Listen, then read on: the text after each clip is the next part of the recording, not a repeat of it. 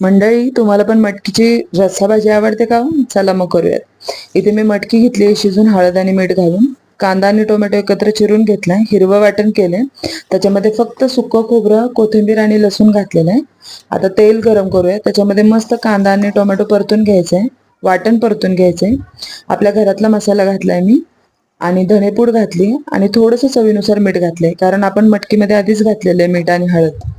आता छान परतून घ्यायचंय, पाणी घालायचंय, मसाला छान शिजू द्यायचा आपल्याला.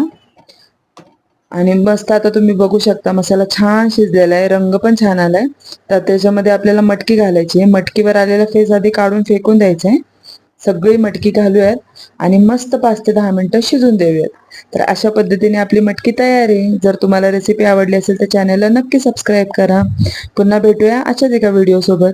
थँक्यू.